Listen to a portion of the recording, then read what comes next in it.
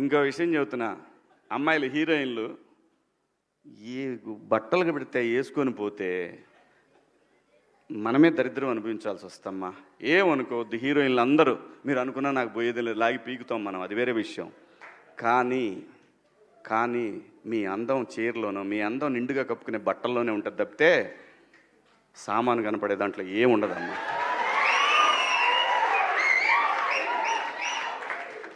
అవి వేసుకున్నంత మాత్రాన చాలామంది చూసినప్పుడు నవ్వుతూ అంటారు, కానీ దేద్రముండ ఎలాంటి బట్టలు ఎందుకు వేసుకుని కాస్త మంచి వేసుకోవచ్చుగా, బాగుంటావు కదా అనాలనిపిస్తుంది లోపల, అనలేము.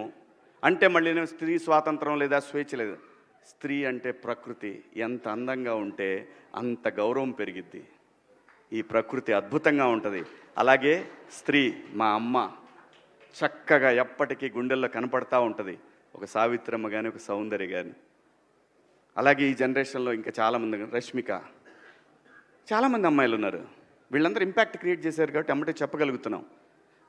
గ్లామర్ అనేది ఒక దశ వరకే ఉండాలా, ఇంతవరకు ఉంటే పర్లా, అది ఇక్కడికి రాకూడదు.